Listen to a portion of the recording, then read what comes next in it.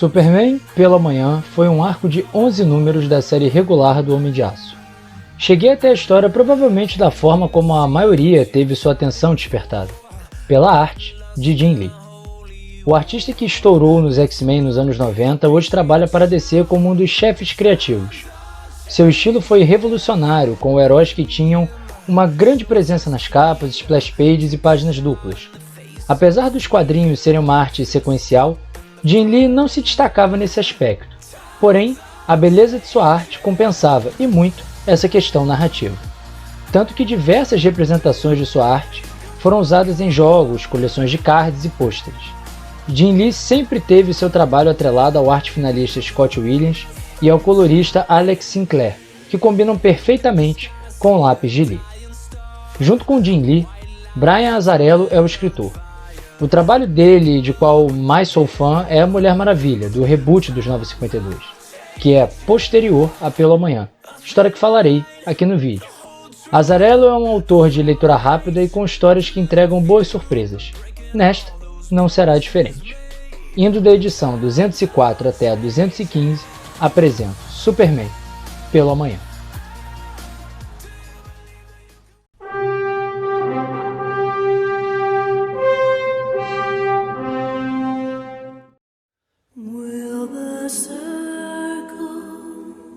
A interação entre o Homem de Aço e o Padre Leone é o grande foco de Pela Manhã. A ideia que Azzarello tenta passar é de uma confissão. Superman detém um segredo e confia num padre, haja vista que ele tem um voto religioso de não contar para ninguém aquilo que é confessado por ele. O pecado de Clark? Salvar o mundo. Após o sumiço de 1 milhão de pessoas, Superman interviu num conflito de uma nação onde dois grupos brigavam para obter poder.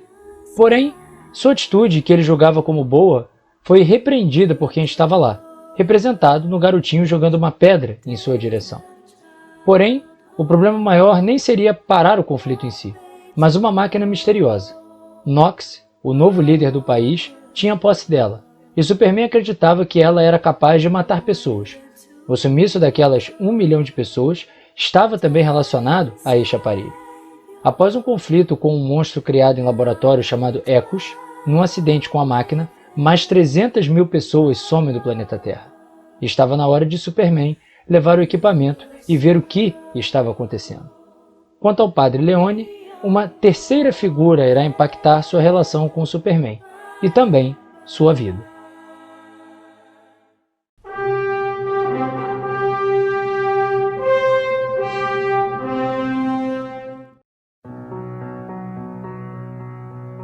General Orr é um personagem que vai mudar a situação em relação ao Padre Leone e a forma como ele lida com o Superman. O padre tem um câncer grave e o general se infiltra no hospital para revelar a ele que pode curar seu câncer e Superman também. Para isso, ele pede que o padre entregue suas conversas com o Superman para ele, de forma a obter de volta o maquinário que sumiu com as pessoas. Não só Orr tem interesse no aparelho, a Liga da Justiça também. O questionamento mais contundente foi de Caçador de Marte, dizendo que Superman se colocou como especial em detrimento a outras milhares de pessoas que também perderam seus entes queridos. E quem foi a pessoa próxima de Clark que sumiu? Sua esposa, Lois Lane. A Liga, contudo, confia em Superman.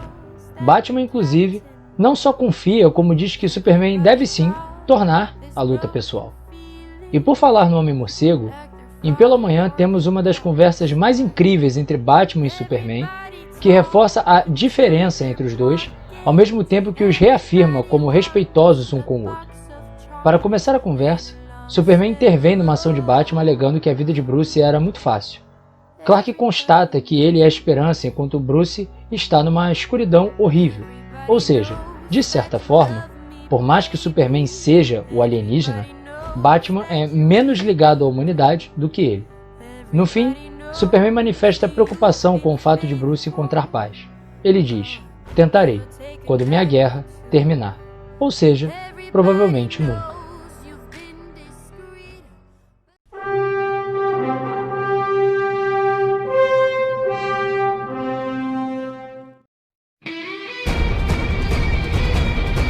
Batman avisa Diana do que Superman tentará fazer. Ela já havia antecipado e entrará num confronto com ele.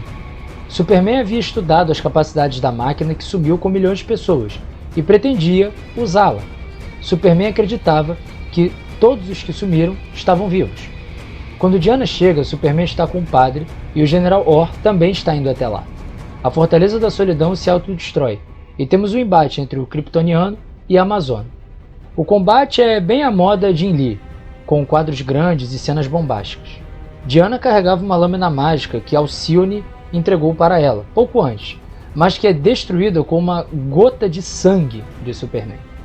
Quando Diana questiona Clark sobre não ter provas de que os sumidos estão vivos, ele responde de maneira simples: tenho fé.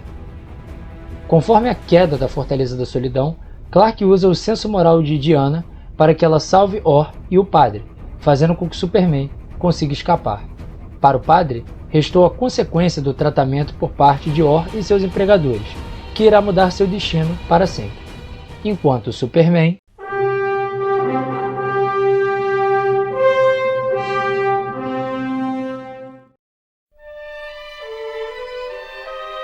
A partir da edição 212 começamos a entender essa aura misteriosa de Superman em torno da máquina.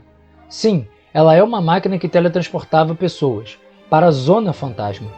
Porém, Superman fez dessa prisão um paraíso, Metropia. Com construtos de Clark, Jor-El e Lara, o mundo perfeito de Superman era uma alternativa, e sua principal motivação era justamente o seu grande amor, Lois Lane. Lois uma vez perguntou ao Superman o que ele faria se a Terra fosse destruída, ironizando: você construiria um foguete para nosso filho? Essa pergunta foi um gatilho para a mente de Superman. A responsabilidade de um filho é não repetir os pecados do pai. Jor-El, seu pai, só o salvou. Superman deveria salvar a todos. Porém, precisamos lembrar de um fato. A Zona Fantasma era uma prisão.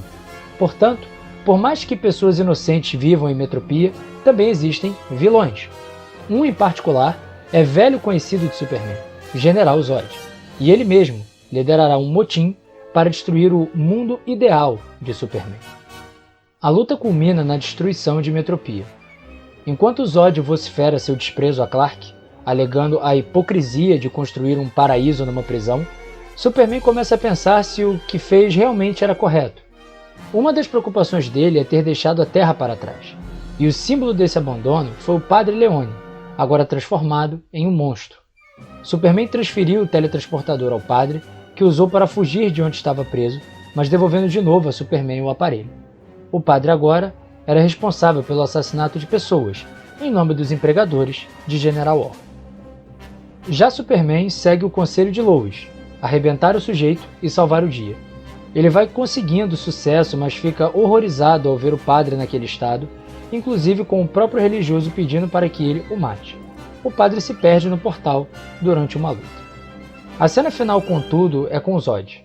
A arte de Jim Lee rememora a criação de Adão, de Michelangelo. A pintura original representa a passagem bíblica em que o Criador do mundo, que é Deus, dá origem à humanidade. Aqui, a figura de Deus seria Superman, e Zod, ao contrário de Adão, não é criado, mas sim abre mão da salvação, caindo e ficando pela Zona Fantasma. Na conclusão, Superman pensa no que fez e pergunta se, no fim de tudo, alguém o salvará.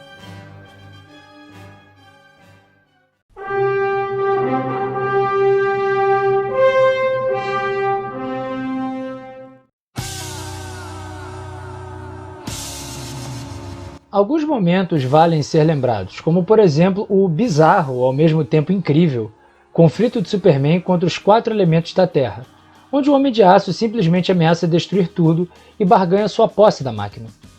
O primeiro número da história demonstra bem as qualidades e estilo de Jim Lee enquanto artista, a partir das lutas no espaço e quadros mais verticais. Infelizmente, nas expressões faciais ele acaba deixando um pouco a desejar, deixando que as sombras façam seu trabalho. A primeira aparição de Lois Lane, aliada à sequência seguinte com um passeio dele com ela, é provavelmente um dos momentos mais marcantes entre o casal em toda a sua trajetória nos quadrinhos. Por fim, as capas das edições 204, provavelmente a mais famosa de Lee com Superman, 205 com ele levando tiros e 212 com um belo trabalho de cores, são seus últimos destaques que coloco na arte. Do ponto de vista da escrita, Azzarello faz uma história relativamente longa, mas cuja leitura é rápida. Porém, um olhar mais distraído pode perder alguns detalhes que ele não deixa tão claro, especialmente com relação à máquina e de quando o Superman tinha noção de suas capacidades. Ele vai entregando as surpresas aos poucos, meio que numa ordem contrária, mantendo a sensação de descoberta por parte do leitor. O escritor também contribuiu muito para fortalecer a arte de Jim Lee, exigindo do artista um verdadeiro showcase de cenários e personagens, além de insistir nos confrontos sem rédeas, em locais isolados, sem preocupação com as baixas inocentes que eventualmente poderiam acontecer. Todavia, seu maior acerto foi nos levar a um cenário nunca antes visto com o Homem de Aço, sua preocupação com o futuro, justamente respeitando o nome da própria história, Pelo Amanhã. Se lembrarmos da minissérie O Homem de Aço, de John Byrne, vemos que o Superman abre mão do uso de seus poderes para uma causa pessoal, visando um altruísmo, fruto da educação de seus pais, onde usaria, agora, seus poderes pelo interesse da humanidade. Em Pelo Amanhã, ele chega a reforçar isso, falando que sempre foi reativo em relação às ações da humanidade. Porém, quando Lois Lane, sua amada, some, e ainda havia feito a ele o questionamento da destruição do planeta Terra, Superman quebrou um pouco esse juramento em sua origem enquanto super-herói. Ele resolve intervir, construindo um paraíso seguro para a humanidade caso uma destruição em massa aconteça. O Homem de Aço interviu no curso normal das coisas e acabou sofrendo as consequências, vendo Metropia, seu paraíso, ser destruído e falhando com o Padre Leone, seu confidente, transformado em monstro durante sua ausência. Superman tentou fazer da Zona Fantasma, um instrumento de controle e punição, um paraíso, mas sem sucesso. Contudo, o próprio Homem de Aço diz para si mesmo que é a esperança. Esperança que veio da destruição de seu planeta natal, Krypton. Então, se ele é a prova de que é possível ser cada vez mais, então é possível superar as dificuldades, mesmo que o medo do futuro sempre o assombre. O vídeo termina por aqui e agradeço aos que assistiram. Não se esqueçam de deixar o gostei e se inscrever no canal. Um forte abraço.